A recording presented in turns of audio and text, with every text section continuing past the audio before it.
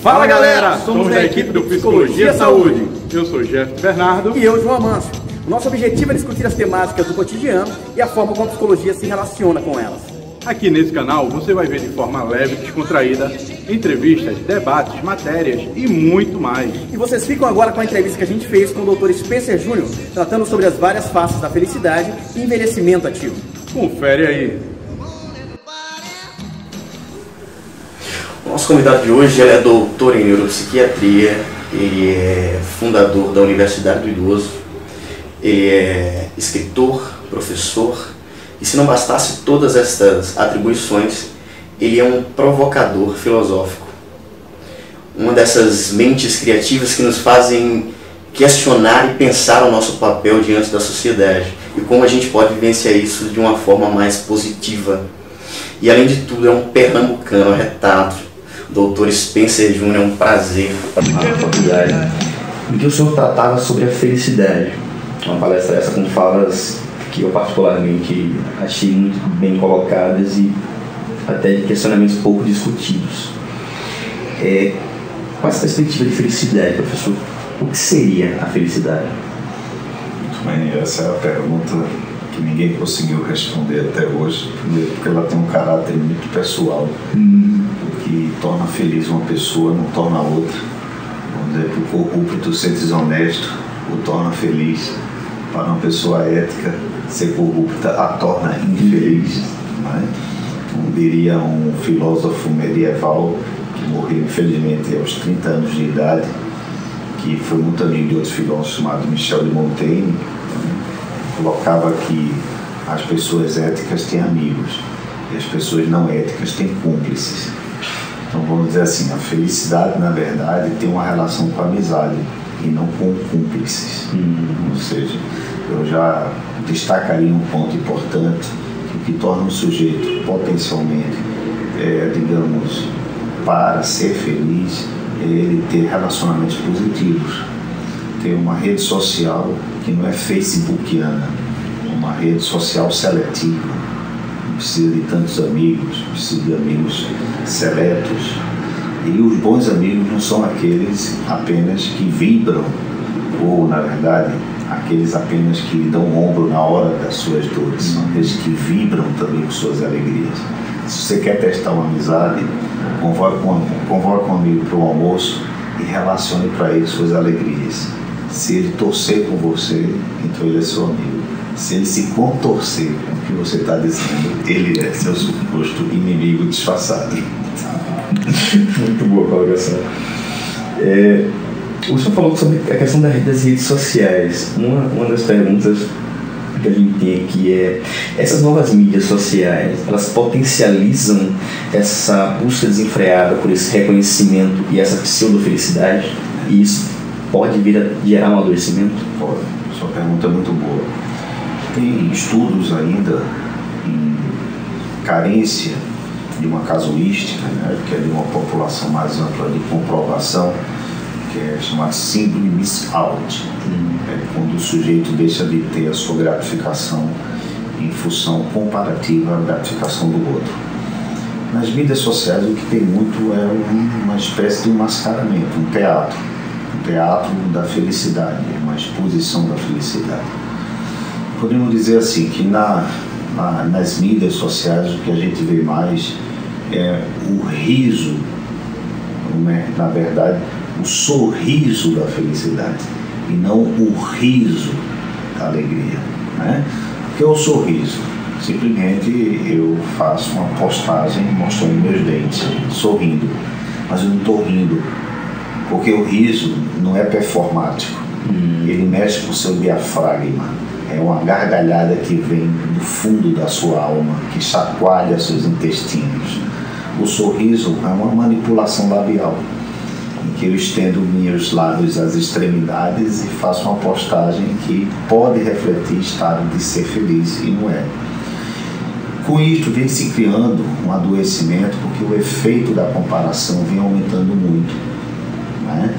Que Quem olha hoje as postagens dos seus amigos e começa a perceber que todas elas são comemorativas, desde um prato de salada a simplesmente um copo, uma taça de vinho, mas dizer, poxa, esse cara está curtindo mais a vida do que eu. E o paradoxo é que essas pessoas normalmente que mais postam, ou sentem essa necessidade de postar, exibirem as suas felicidades, são as mais infelizes, né?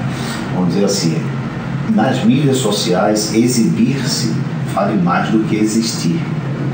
Exibir mais do que existir, né? O pressuposto da felicidade é justamente você entender que ela não é performática. Ela vem como, digamos, um vento, digamos, gélido em uma tarde quente. Vem do inesperado. Eu costumo dizer que a felicidade é uma entidade tão tímida, se você olhar muito para ela, ela desaparece. O que eu quero dizer com isso é que as pessoas vivendo em busca frenética dessa felicidade, elas vêm se tornando mais ainda infelizes, porque esse conceito de felicidade publicitária é um conceito de padrão. E isso choca com os padrões de singularidade do sujeito, por não se encaixar nesses padrões tipo corpo perfeito, saúde perfeita, você tem que estar correndo atrás de tudo. Isso exaure, cansa, e você se percebe que não consegue. Resultado, me sinto frustrado. De que a culpa é minha. Porque a primeira premissa da busca dessa felicidade é: se você não conseguir é porque você, na verdade, é incompetente. E não tem ninguém para te dar apoio, né? Tem um filósofo francês chamado Mirabeau que ele diz o seguinte: a vida é boa demais para esperar dela apenas a felicidade. Então, o conceito de felicidade hoje, que subtrai os estados difíceis da vida, é uma felicidade muito inconsistente e volátil. Então, o que é que a gente vê hoje, na verdade, em busca de modelos de felicidade em cima da perfeição, em cima da alta performance? Isso está muito estampado nas mídias sociais, né? É uma obsessão em busca dessa performance, dessa necessidade demonstrativa de felicidade. Isto redunda em quê? Na infantilização do sujeito. Você pode observar que os sujeitos mais felizes que mais aparecem nas mídias são aqueles que estão fazendo caricaturas, dando saltinhos, palhaçadas, né, piadas ridículas. São os que criam escândalos ou que criam espetáculos de aparição, senão ele não consegue espaço. Você tem que ir para o ridículo para poder ser notabilizado.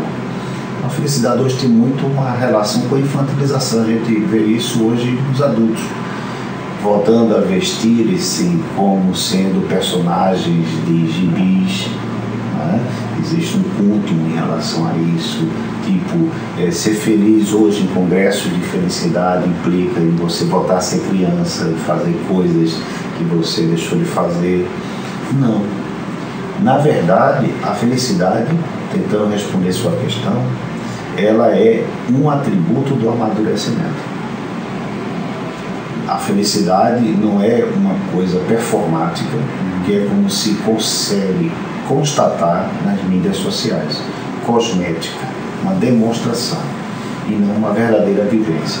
E eu te digo mais, as pessoas mais felizes, elas não têm a necessidade de demonstrar essa felicidade. Ela exala naturalmente como um perfume sai de uma flor. Se você comparar uma flor de plástico, uma flor natural, temos uma diferença capital. A flor natural é mais frágil, morrerá mais rápido, mas o perfume é mais verdadeiro do que uma flor de plástico. Podemos dizer que as mídias sociais são flores de plástico, que mostram uma coisa cujo perfume não existe. Meramente figurativo, né? Meramente figurativo, ilustrativo, manipulador de imagens. Você pode fazer o que você quiser nas mídias e com isso representar coisas que não tem nenhuma relação com o que você está sentindo. Ou vivenciando. Vivenciando. O pensamento crítico, professor, ele seria um adversário a essa felicidade? O pensamento crítico, no meu entendimento, se for uma crítica bem estruturada, uma crítica, digamos, que averigue a verdade, que busque a autenticidade de viver, ela pode ser uma ferramenta a favor da felicidade. Agora veja, a crítica ela te dá o contato com a realidade. E nem sempre a realidade ela vai estar a teu favor. A realidade ela é espinhosa muitas vezes. Mas como eu falei que felicidade para mim é uma atribuição de amadurecimento, e o amadurecimento para mim tem uma relação muito mais com a tua competência imunológica do que asséptica. O que eu quero dizer com isto? Meu organismo fortalece cada vez mais que entra em contato com o mundo natural, o mundo dos micróbios, dos vírus, das bactérias, fortalece a imunidade do corpo. Na medida que eu tento me privar do contato com o mundo bacteriano, mais suscetível fico ao adoecimento. O que a gente vem constituindo hoje é justamente a ausência de pensamento crítico, porque as pessoas querem ser conduzidas. As pessoas não querem o que devo eu fazer para me responsabilizar por mim mesmo. O que as pessoas querem é digam a mim o que eu devo fazer. A súplica inconsciente da coletividade, da sociedade, é pedir com que exista alguém ou pessoas que possam orientá-las. E aí vem os espertos, vem as pessoas que têm um domínio público fácil, vem as pessoas que têm uma boa retórica. Né? Se você pensar que uma das nações mais inteligentes da história europeia, que foi a Alemanha, a antiga Germânia, foi conduzida pelo discurso delirante de um único líder, que foi Hitler, e conseguiu convencer uma massa enorme de pessoas, inclusive bastante preparadas do ponto de vista intelectual, simplesmente porque eram carentes de um líder, entendeu? Então, o que na verdade nós temos hoje são rebanhos soltos e perdidos em súplica de pastores. Agora a gente não se pergunta qual é o pastor que a gente está elegendo, portanto a gente não sabe para onde o rebanho está indo. Então acho que tem uma relação com isso também. Interessante. Diante dessas colocações e dessas reflexões, qual seria o papel do psicólogo diante da sociedade? Qual a responsabilidade e quais as perspectivas de atuação que o psicólogo tem diante disso? Eu vejo o psicólogo hoje na sua formação muito frágil, porque além de não termos uma base curricular que coadune com aquilo que é o mais importante para o psicólogo, que é o desenvolvimento de habilidades socioemocionais, de um desenvolvimento de competências cognitivas, que significa desenvolvimento pessoal, que seria a sua principal arma. Eu vejo psicólogos hoje muito mais preocupados e inseguros em ter condições de manejamento de dados e escalas psicométricas e um certo domínio técnico sobre como intervir em processos psicopatológicos, por exemplo. Mas eu vejo poucos que têm na sua própria vida a estrutura inspirativa de poder conduzir um processo analítico. Ou seja, eles próprios são carentes de terem neles as autorreferências. No final das contas, nenhum psicólogo podemos dizer, freudiano, junguiano, adleriano. O psicólogo é a sua personalidade, que tem mais força ativa no processo analítico do que o saber técnico, e que exige uma certa margem de poder de criação. Então eu diria assim, qual é o papel do psicólogo? Primeiro tem que ser um psicólogo de uma formação personológica fortalecida no desenvolvimento de habilidades socioemocionais e competências cognitivas estruturadas inclusive na sua vida. Não ser apenas aquele que tem um bom manejo técnico ou psicométrico, ou aquele que gera uma abordagem a favor do seu paciente para poder seduzi-lo, dizendo aquilo que agrada, né?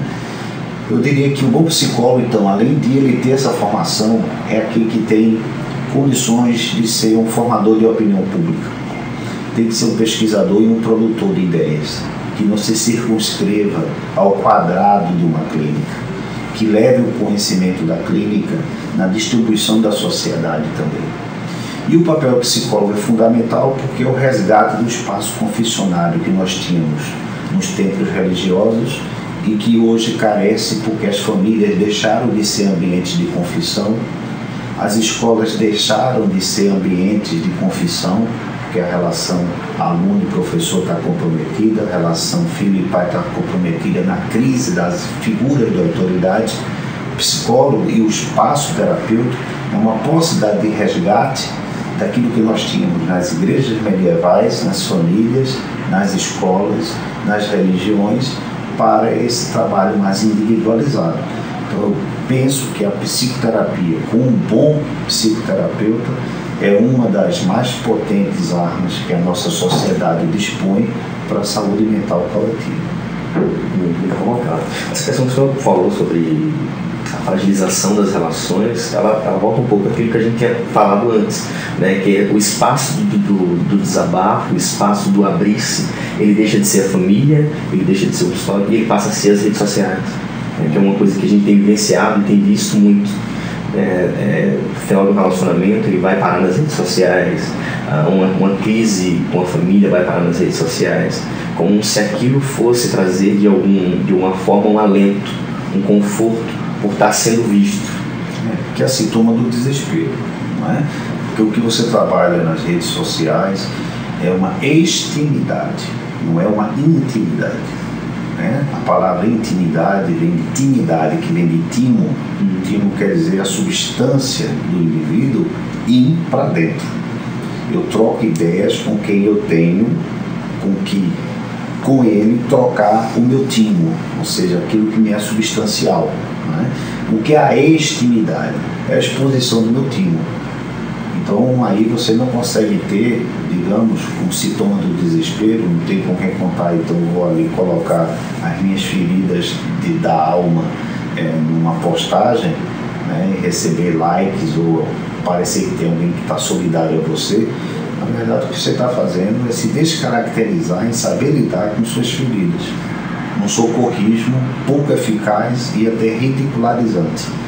E você está falando de suas questões pessoais para pessoas que nem sequer conhecem você, né? Então, na verdade, a intimidade ela é trabalhada na esfera clínica, entendeu? E a extimidade ela é estimulada na esfera midiática. A gente atualmente observa que a gente vivencia uma fragilização social quanto à parte emocional. Em alguma época a gente já viveu uma sociedade mais bem preparada emocionalmente, ou essa visão que a gente tem de que nossos pais ou nossos avós eles eram mais emocionalmente preparados do que a nossa sociedade atual e da sociedade futura que a gente tem vivenciado agora? É um risco muito grande dizer, por efeitos comparativos transgeracionais, porque a nossa memória ela é uma traidora, né? A palavra tradução vem de tradutório, que vem de traitório, que quer dizer traição. Traduzir é quase o risco de trair. Então tentar traduzir o que nossos antepassados viveram, praticamente traiu o que eles realmente queriam dizer. A gente pode fazer alguns cruzamentos intergeracionais. A gente pode dizer que, de acordo com o recorte histórico cultural de cada geração teve seus problemas e desafios. Vamos dizer que, de fato, o amadurecimento, numa época em que a sociedade era mais voltada para batalhas, guerras e tinha uma percepção mais dura da vida, essas pessoas teriam mais resiliência, por incrível que pareça, não é? Elas estavam acostumadas com a parte dura da vida. No momento que a gente ingressa numa sociedade dominantemente voltada para o conforto, dominantemente voltada para a abundância, a gente vê hoje a geração mais jovem, por exemplo, que come dos frutos das árvores que não plantaram, né? Então eles têm uma percepção diferente. Então, quando tem um acontecimento um pouco mais severo, eles estranham. Então são mais frágeis por isso. Outrora as gerações não estavam tão, digamos, desabituadas com o sofrimento, a dor, porque era uma coisa mais inerente e esperada. Então, portanto, maior resistência. Então, se a gente usar esse parâmetro, a gente pode dizer que a sociedade atual, a geração atual, é mais fragilizada potencialmente em relação às questões existenciais. Porque o que a gente pensa da vida é a nossa leitura de shopping center. É climatizado o ambiente, tudo certinho, se você tiver dinheiro, compra tudo, que tudo te agrada e o mundo está em suas mãos. Mas quando você vai para a vida, você começa a se dar conta que você não tem controle total sobre a sua própria vida, nem sequer sobre os seus pensamentos e afetos, os riscos que você corre o tempo todo, desde a contração de um vírus, de uma bactéria que pode eliminar a sua vida, a perda de um ente querido, você se dá conta que fora do shopping center a vida é outra coisa. Né? No shopping você é rei, na vida você é mendigo. E aí, lógico que essa sociedade está muito enlatada. Ela tem um efeito sardinha, está protegida por uma bolha que faz com que ele não perceba a realidade no seu entorno. Uma outra questão interessante para a gente tratar é a questão do envelhecimento. A gente tem vivenciado uma sociedade que envelhece. E envelhece cada dia mais com mais condições de envelhecer de uma forma mais saudável, digamos assim. Voltado para essas questões. Então, como se daria essa questão do envelhecimento ativo? O envelhecimento ativo vai depender do repertório biológico, psicológico, do suporte social, das aquisições positivas das experiências, do modo como o indivíduo soube manejar as suas dificuldades de vida. Vive-se, envelhece-se de conformidade como se viveu. Então, o envelhecimento ativo, vamos dizer assim, seria a competência de usar os recursos que você adquiriu ao longo de sua vida. Como a nossa sociedade está surpresa com a questão da longevidade, porque quando o idoso chegava aos 60 anos, ele tinha cumprido seus ciclos vitais. Tipo, nasceu, queria constituir família, trabalhar, construir família, ter filhos, educá-los. Essas seriam as missões da sua vida. Quando ele as cumpria e chegava à aposentadoria, praticamente coincidia com o tempo de morte, porque as pessoas morriam entre 50 e 60 anos. Hoje, as pessoas cumprem seus ciclos vitais, conseguem trabalhar, chega-se até se aposentar, né? No futuro essa aposentadoria vai ser mais questionável, mas ainda consegue se aposentar. Seus filhos saem de casa, cada um tem seu rumo, chega aos 60, 65 anos e começa a se dar conta, puxa, qual é a minha nova missão? Porque agora eu entendi que eu tenho mais 30 anos pela frente. E o que é que eu vou fazer com 30 anos a mais, já que as missões foram cumpridas? Então o idoso se vê hoje assombrado com a ideia também da longevidade, porque ele se dá conta do seguinte: sou eu que pela primeira vez, durante toda a minha vida, serei o protagonista das minhas missões. Eu que vou ter que assumir daqui para frente uma forma de me reinventar. Por isso que o envelhecimento ativo passa por essa questão de você reconstituir sua rotina, de você criar uma agenda de significado, novos propósitos. Não é apenas a atividade física, como se bate muito idoso. O idoso está apto, ele precisa estimular novas aprendizagens, ele precisa criar, como falei, digamos, um significado maior para a vida dele, que não se condiciona apenas ao cuidados com sua saúde, mas que o leve a se reengajar na sociedade de forma produtiva, de forma utilitarista até também, porque ele possa ser um promotor do bem-estar social e não apenas alguém que vai ser cuidado pela sociedade, mas alguém que também está apto a cuidar da sociedade de uma forma adequada. Porque a gente tem que entender que o idoso ele tem saúde por adequação. Então, aquilo que ele não pode mais fazer e fazia aos 30 anos, ele pode fazer de uma forma muito diferente em adequação aos seus limites, perdas e ganhos. Passa por uma questão de ressignificação também, né? Uma profunda ressignificação, uma profunda readaptação, uma adequação, mas dentro de uma visão realista em que você não vai por aí, um idoso de 80 anos, querer participar de uma maratona como um jovem de 30 anos. Tem que ter um bom senso. Tá, eu quero continuar a correr, pode, mas talvez com uma quilometragem menor. Uma outra questão bem interessante para a gente tratar é: uma vida sexualmente ativa é possível na terceira idade? E quais os impactos que isso traz na saúde mental, na saúde física desse idoso?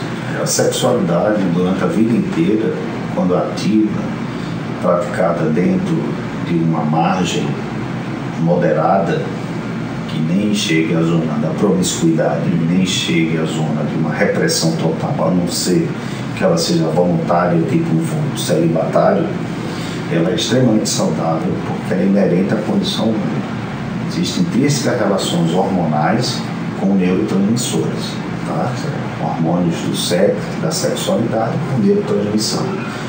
Quando chega a ser a terceira idade ou a quarta idade, isso se tornou, foi desmistificado, o idoso mantém a potência da prática sexual. Agora, para as mulheres, faz-se uma readaptação, que a fase climatérica, que é a perda dos hormônios, repercute na disposição também da libido. Para os homens, persiste um pouco mais, mas que as atividades sexuais elas são extremamente acessíveis, necessárias, e ao contrário do que muita gente pensa, os idosos fazem sexo e até mais do que muitos jovens. Se nós fizermos uma avaliação hoje de que tem havido, segundo os estudos no Japão, por exemplo, uma retração de libido ou de comportamento libidinar por parte de alguns jovens.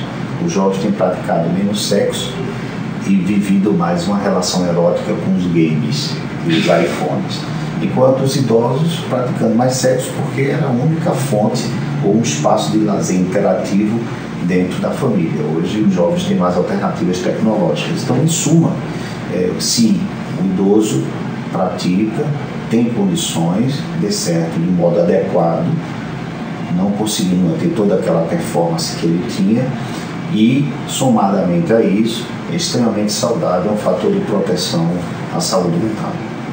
Muito bom.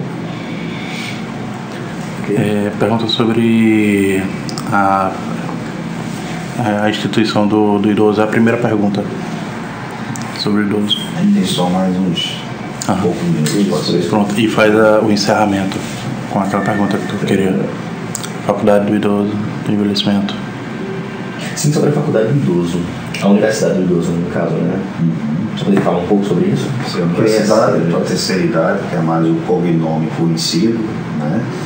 É um tipo de espaço que se abre em academias, instituições universitárias, públicas ou privadas, onde se trabalha a competência de estimulação cognitiva, gerando novas aprendizagens do idoso com engajamento social. Lógico que ele vai interagir com outras pessoas, mas obedecendo uma lógica de um curso de duração menor, com atividades múltiplas, não necessariamente tão densas como um currículo clássico, informativas, por exemplo, disciplinas como direito previdenciário, filosofia, arte, tecnologias, que permitam que esse idoso tenha uma rotina, digamos, semanal em contato com o conhecimento e com a diversificação das atividades que mobilizem nestes idosos inúmeras habilidades e competências.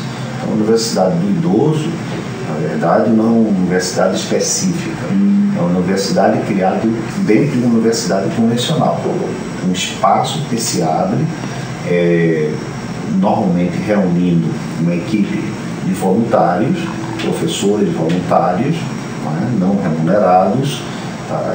E que tentam fazer esse tipo de trabalho social. Onde é que está sendo feito atualmente? Onde é que a gente pode encontrar isso? Eu fundei a Universidade do Idoso lá em Garanhuns, na UPE, e temos um trabalho na Universidade do Idoso na Universidade Federal de Pernambuco.